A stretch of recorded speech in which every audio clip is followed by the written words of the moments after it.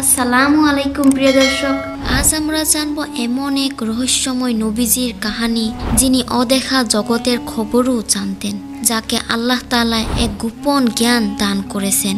আর এইটাই নয়, তাকে আল্লাহ তাআলা এক গোপন বাদশাহ বানিয়েছিলেন। কেউ জানে না সেই গোপন বাদশাহ, সেই গোপন বান্দা কে। কেউ যদি তাকে কখনো কোনো সময় দেখেছেন, কিন্তু কেউ তাকে দেখেও চিনতে পারেন না। তিনি কখনো ভিখারির রূপ নিয়ে আসেন, কখনো মেহমানের রূপ নিয়ে আসেন, আর কখনো বৃদ্ধার রূপ নিয়ে আসেন। আমাদের পাশে দাঁড়িয়ে থাকেন, কিন্তু আমরা তাকে দেখেও চিনতেই পারেন না। আর কখনো আপনাকে এক ফেরেশতার রূপ নিয়ে আপনার পাশে দাঁড়িয়ে আপনার বিপদে সাহায্য করেন, তবুও আপনি তাকে ধরতেই পারেন না যে তিনি কে ছিলেন, তিনি কে আমাকে সাহায্য করেছেন।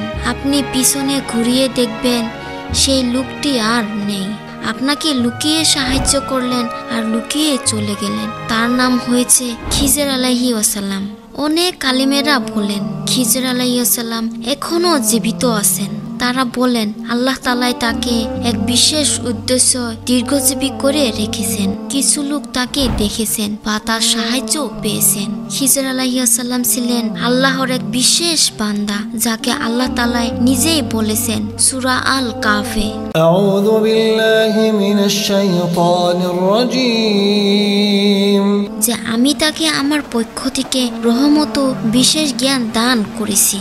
অর্থাৎ তার জ্ঞান সাধারণ মানুষের মতো ছিল না। তিনি আল্লাহ তাআলার কাছ থেকে এমন এক বিশেষ জ্ঞান পেয়েছেন যা মানুষের চোখে দেখা যায় না, কিন্তু আল্লাহ জানেন।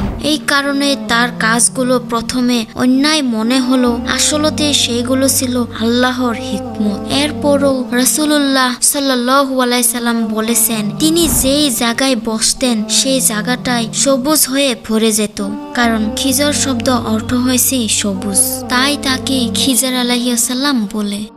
একদিন এক সময় এক নবী ছিলেন যার নাম মুসা আলাইহিস সালাম। তিনি তার কওমকে বললেন, আমার চেয়ে বেশি জ্ঞানী আর কেউই নেই। তখন আল্লাহ তাআলা তাকে জানালেন, হে মুসা, তোমার চেয়েও বেশি জ্ঞানী আরেকজন বান্দা আছে, যিনি অদেখা জগতের খবরও জানতেন, যাকে আমি রহস্যময় জ্ঞান দান করেছি। তখন মুসা আলাইহিস সালাম অবাক হয়ে বললেন, হে আল্লাহ, সেই মানুষটি কে?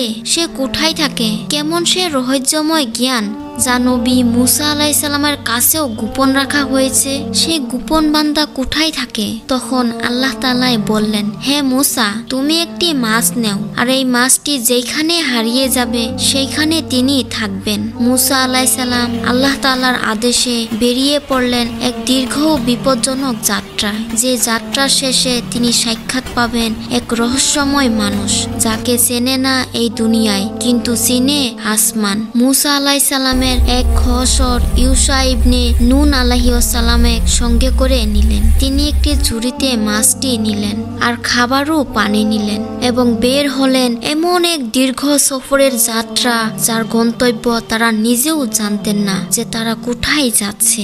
এইভাবেই তারা কখনো সবুজ গ্রামের মাঠ পার হন, কখনো মরুভূমি পার হন। এইভাবে তারা হেঁটে হেঁটে যেতেই থাকে। দিন কেটে যায়, রাত নেমে যায়, তবুও তাদের অন্তর থেমে নাই। আর তারা দুজন এইভাবে হেঁটে হেঁটে এক সমুদ্রের বিশাল শিলের পাশে বিশ্রাম নিলেন। আর সেইখানে এক অলৌকিক ঘটনা ঘটল, একমাত্র আল্লাহ তাআলার আদেশে। তাদের সঙ্গে থাকা সে মৃত শুকনা মাছটি জীবিত হয়ে সোজা সাঁতর কেটে চলে গেল সমুদ্রের মাঝে। আর এইটি অবাক হয়ে দেখলেন ইউসা ইবনে নুন আলাইহিস সালাম। সেই ঘটনাটি দেখার পর তিনি ভাবলেন, এই ঘটনাটি মুসা আলাইহিস সালামকে পরে বলবো, কারণ তিনি এখন খুবই ক্লান্ত হয়ে আছেন। পরের দিন তারা দুজন আবার যাত্রা শুরু করলো। কিছুক্ষণ সময় তারা দুজন ক্লান্ত হয়ে সাগরের তীরে বসে পড়ল। আর মুসা আলাইহিস সালাম বললেন, হে নুন, কিছু খাবার বের করো, আমরা খুবই ক্লান্ত হয়ে গিয়েছি। তারা দুজন বসে বিশ্রাম নিলেন। আর তখনই ইউসা ইবনে নুন আলাইহিস সালামের সে অলৌকিক ঘটনাটির কথা মনে পড়ে গেল। আর মনে পড়ার সঙ্গে সঙ্গে মুসা আলাইহিস সালামকে বললেন, হে মুসা, আপনার কি মনে আছে আমরা যে সেইখানে এক বিশাল শিলের পাশে বিশ্রাম নিয়েছিলাম? সেইখানে সে মৃত মাছটি জীবিত হয়ে অলৌকিক ভাবে সাগরে করে চলে গিয়েছিল।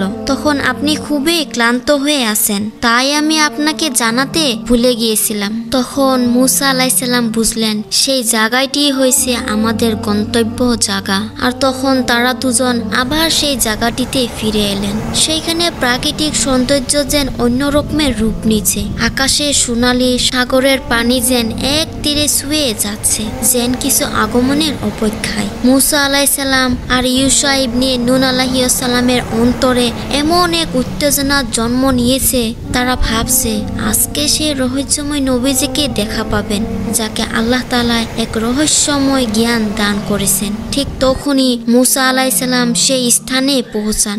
আর সেই স্থানে দাঁড়িয়েছিলেন আল্লাহ তাআলার এক গোপন বাদশাহ, এক রহস্যময় নবী, যাকে আল্লাহ তাআলা এক গোপন জ্ঞান দান করেছেন। তার নাম খিজর আলাইহিসসালাম। সেই সময় এমন এক প্রশান্ত দৃশ্য, যেখানে মনে হয় সময় একেবারে যেন থেমে গিয়েছে। মূসা আলাইহিসসালাম দেখলেন আর বুঝতে পারলেন যে তিনি হয়েছে আল্লাহ তাআলার এক গোপন রহস্যময় বান্দা।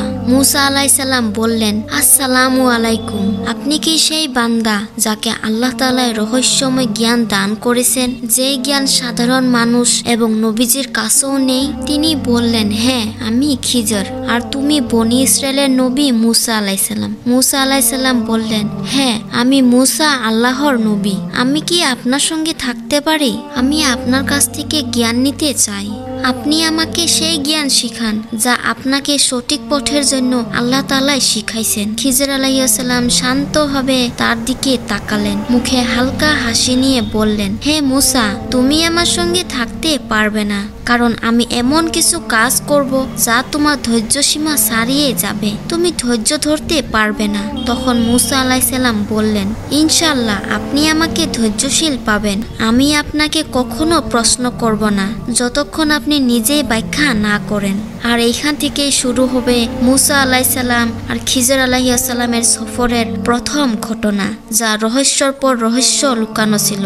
আপনি যদি প্রথম ঘটনার রহস্য জানতে চান, তাহলে অবশ্যই আমার চ্যানেলটি সাবস্ক্রাইব করবেন।